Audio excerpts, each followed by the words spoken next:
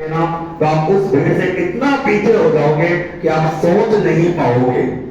मैं इकोनॉमिक्स पढ़ाता हूं। अभी इकोनॉमिक्स का मैं एक लेक्चर दूं, आपको शायद कॉमर्स के बच्चे होंगे या बीए आर्ट्स के बच्चे होंगे। आप बता दो इकोनॉमिक्स के अंदर अपनी भारत सरकार का जो एनएसएस डिपार्टमेंट है उसने 2011-12 के बाद से लेकर आज तक इन 12-13 सालों के अंदर सरकार ने बेरोजगारी के आंकड़े जारी करना भी बंद कर दिया। मतलब एनएसएस को यह कह दिया गया कि आप बेरोजगारी के ऑफिशियल आंकड़े जारी नहीं करोगे। अब इसका सबसे बड़ा कारण आप देख पाइए कि बेरोजगारी के आंकड़ों को बंद कर दिया गया। तो क्यों कर दिया गया?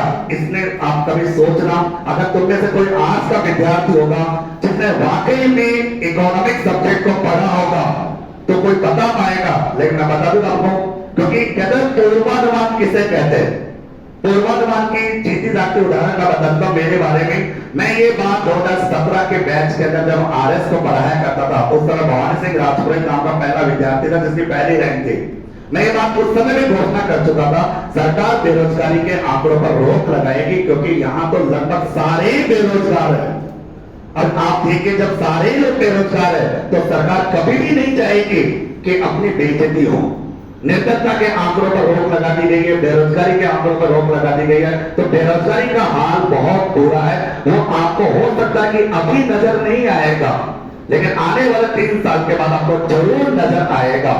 मैं रमेश जी सर को ये कहना चाहूंगा कि इन्होंने जो पहल शुरू कर रखी है कि बच्चों को ग्रेजुएशन के साथ साथ हम कंपटीशन एग्जाम्स की ओर लेके जाए, तो ये सबसे ज्यादा अच्छी पहल है। इस पहल का नतीजा बताता हूं, आपकी सफलता असफलता ये तो बहुत दूर की बात है।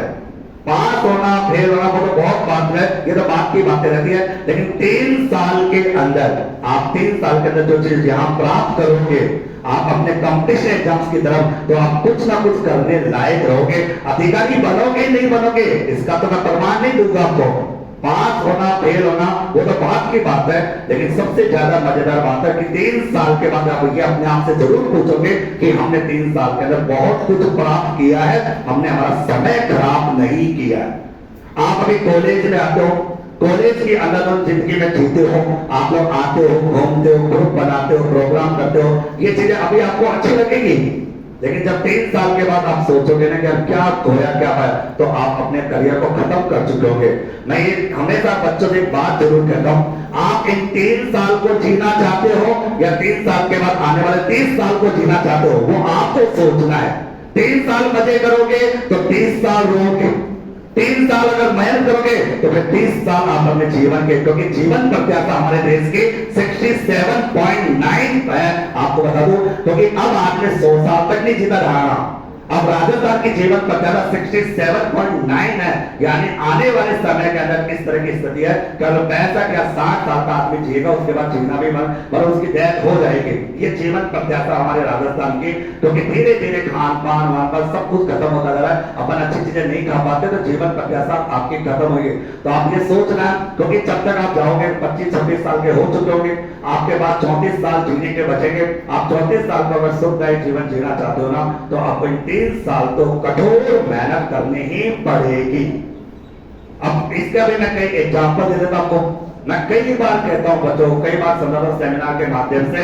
अभी राजस्थान अगर बात करें, हर एक इलाके की बात करें, तो आपको रियल जिंदगी में जीने का आपको अवसर मिला है। रियल जिंदगी जीना सीख आप लोगों की आदत क्या होती है। बच्चों की जब आदत होती है, आपके पास स्मार्टफोन होता है, ठीक है, और स्मार्टफोन के साथ साथ आपका इंटरनेट फ्री होता है। सारा अंबानी परिवार अपना काम कर रहा था, धीरू भाई अंबानी लोगों को मोबाइल पकड़ा के चला गया था। अनंत अंबानी ने जियो मोबाइल लॉन्च कर दिया था, मुकेश अंबानी जियो को 3 महीने के लिए फ्री कर दिया था। तो अंबानी परिवार का अपना काम सारा सही कर रहा था, लेकिन उसका जो नतीजा है वो आज रियल लाइफ में रील रील रील रील इस पर चला गया। बस केवल बच्चा स्क्रॉल करता रहता, स्क्रॉल करता रहता, स्क्रॉल करा, और उसको पता ही नहीं पड़ता कि 2 घंटे 3 घंटे 4 घंटे कब उसने पूरी सोशल मीडिया को रील देख देख के निकाल दिया। और ये चीज आपको अभी तो अच्छी लगेगी, अभी तो हो सकता है कि मैं जो बात आपको बोलूंगा वो आपको लगेगी यार सर क्या बकवास हो रही है ऐसा, लेकिन आप 3 साल बाद जब इस फील्ड से निकलोगे और जब वापस आओगे, फिर आप अपने आप से पूछोगे कि यार अब क्या करना है, अब क्या करना है।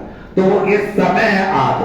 मैं एक बार एग्जांपल देता हूं, मेरे ही पापा जी का, मेरे पिताजी एक बार कोई बात बोल रहे थे, जाने बोल देते कई बार, पापा ही कहते हैं मुकेश काश मैं ये कर लेता। मैं बोला पापा काश, ये काश वर्ड आया तो कर लेते, मना किसने किया था आपको? जीवन में काश शब्द नहीं आना चाहिए। जीवन में काश शब्द, काश मैं ये कर लेता, काश मैं वो कर लेता, काश ये हो जाता, काश वो हो जाता, काश शब्द तो होना ही चाहिए। मैंने अपने करियर के अंदर आज बताया था, या तो सबसे ज्यादा डिग्रियां भीमराव अम्बेडकर के पास थी आज के इतिहास में, या पूरे भारत के इतिहास में सबसे ज्यादा डिग्रियां टीचर के नाम में मेरे है। इसके अलावा आप किसी एक टीचर का भी नाम बता दो। मैंने एमए इकोनॉमिक्स से भी मैं टॉपर हूं। इसके अलावा CWA पोर्शन वर्क अकाउंटेंट भी मैंने कर रखा है। वो नाम क्या है, डिग्री कम पड़ जाती है इसलिए लिखी नहीं पाते, छोड़ो कोई बात नहीं। तो कहने का मतलब क्या होता है, अपने को काश शब्द जीवन में नहीं, रहना टीचर ही था। सबसे ज्यादा मजेदार बात है पढ़ाना था मेरे को, क्योंकि मेरे को आज भी 23 साल हो चुके, 2002 से लेकर आज तक पढ़ा। वरना मेरे को टीचर ही था, रहना मेरे को टीचिंग फील्ड में था। मेरी मम्मी कई बार कहती है कि तू आज से 15 साल के लिए पढ़ता था, आज ही पढ़ता, तो चाहता क्या है? बोले मम्मी मैं पढ़ना ही चाहता था। बोले तो पढ़ना ही पढ़ाना ही चाहता था, तो मेरे डिग्रियां लेने का कारण क्या था? वो इसलिए था क्योंकि कहते हैं ना कि आज जितने भी चेहरे होते हैं ना, वो सक्सेस लोगों को देखना ही पसंद करते हैं, अनसक्सेस लोगों को देखना पसंद भी नहीं करता। कहते हैं ना कि इतिहास उन्हीं का होता है जो जीतता है, हारने वालों का कभी इतिहास होता भी नहीं है। आज आप पहली रैंक लेके आ जाओ, पहली रैंक लाने के बाद आप जो भी कहोगे ना, मेहता कॉलेज में जाते थे, गरीबी का हालात था, बहुत बुरे हालात थे, रमेश सर से मिले थे, रमेश सर ने हाथ जोड़ा, ये किया वो किया, और हम पास हो गए। चाहे तुम करोड़पति हो, तुमको सुना उसी रूप में जाएगा जिस रूप में तुम अपनी बात बोलोगे। लेकिन अगर फेल होने वाला विद्यार्थी बोलेगा मैं वाकई में करेगा, उससे कोई नहीं सुनेगा, क्योंकि फेल होने वाला तो आज तक किसी ने सुना ही नहीं है। इतिहास हमेशा लिखने, कहते हैं जीतने वालों का इतिहास होता है। तो आपको इतिहास के अंदर कुछ करना है ना, तो आपको अपना रिजल्ट देना पड़ेगा। अब ये बातें मैं क्यों बोल पा रहा हूं, आज से पहले तो कभी नहीं बोला, इसके पीछे बात हो। अभी आपको मैं एक थोड़ा 9 सितंबर 2024 को हम सेमिनार करके गए थे, यहाँ पे मैं बच्चों को बहुत बताता था। उसके बाद 24 दिसंबर 2024 के दिन, 24 दिसंबर 2024 के दिन हमने एक सेमिनार किया था। तुम शायद बिलीव नहीं करोगे कोई भी, लेकिन आप सोशल मीडिया जाना, हमारे राजस्थान में एक भर्ती थी जिसका नाम था संगणक भर्ती। तुम में से शायद कोई जानता भी होगा, नहीं जानता होगा, मेरे को नहीं पता।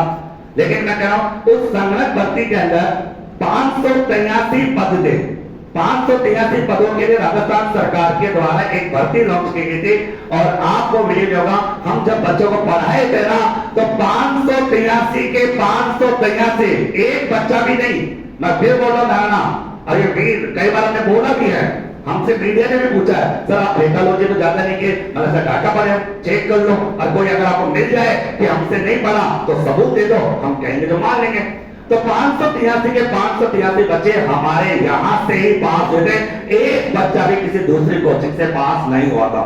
इसका मतलब ये नहीं है कि कोचिंग वालों ने पढ़ाया नहीं होगा, पढ़ाते हैं, सब पढ़ाते हैं, लेकिन पढ़ाने के साथ साथ डेडिकेशन वो बहुत बड़ी बात है। पढ़ते तो सब है, पढ़ते तो सारा आता है, पढ़ते तो 25 लाख लोग हैं, लेकिन पास तो 54,000 ही होंगे जाना, पढ़े तो 25 लाख के लोग, लेकिन पास तो 54,000 होंगे। तो वो बच्चे भी तो आप में से ही होंगे ना, बस वो डेडिकेशन होना चाहिए, डेडिकेशन। अब तुमको सर डेडिकेशन कैसे, अभी आधे घंटे बाद दिख जाएगा तुम्हारा डेडिकेशन, कोई इधर देखेगा कोई इधर देखेगा, मतलब डेडिकेशन खत्म है तुम्हारा। जो भी इधर उधर देखने लग गया, जबकि जिज्ञासा खत्म होने लगे, समझ लो कि वो खत्म बराबर है, वो फिर केवल और केवल जनसंख्या बढ़ाने का काम कर रहा है, देश के अंदर वो किसी चीज का कार्य वो कर ही नहीं रहा। तो डेडिकेशन, जुनून, पागलपन ये होना सबसे ज्यादा जरूरी है। किसी के कहने से कोई कार्य नहीं करना, आप अपने मन में रखो कि उस पर, यानी एक अच्छे पद पर आपको। सर एक बात बताओ सर, हमारे पास जी न्यूज वाला का फोन आया था, तो वो कहते क्या मुकेश जी आपके पास ऐसे कितने बच्चे हैं जिन्होंने चतुर्थ श्रेणी का फॉर्म भरा होगा, BTech, MTech, MBA, CA, PhD जो भी है, बताओ कितने हैं? बोला सर ऐसा डाटा कोई बोलेगा ही नहीं, कोई ये तो नहीं कहेगा सीए करने के बाद मैं चतुर्थ श्रेणी की तैयारी करो, कोई ये तो नहीं बोलेगा कि मैं नीट पास करने के बाद चतुर्थ श्रेणी, ये कोई नहीं बड़ी बात है इस सेमिनार की, कभी नहीं तो कभी नहीं होगा। और मैंने ये बात पहले ही बोल दी है, 3 साल अगर मजे करने कॉलेज में तो यहाँ मजे खूब होते रहेंगे। अभी डांडिया भी होता रहेगा, और भी प्रोग्राम में खूब मजे होते रहेंगे, डांडिया, दशहरा, होली, दिवाली, हर साल आएंगे, हर साल, ये हर साल आएंगे। लेकिन करियर आपका साल में करने के पूरे जीवन में एक बार बनाना। 3 साल अगर आपको मजे करने हैं तो मैं कह रहा आने वाले 30 साल आप खून के आंसू रोने वाले हो। अब 30 सालों को अगर आपको मजे से देना है तो मैं मेरी मोटिवेशन बात कर रहा हूँ, मेरे परिवार के लोग हैं, मेहता ग्रुप भी मेरे परिवार की बात है, तो ये सब मेरे को जानते भी है।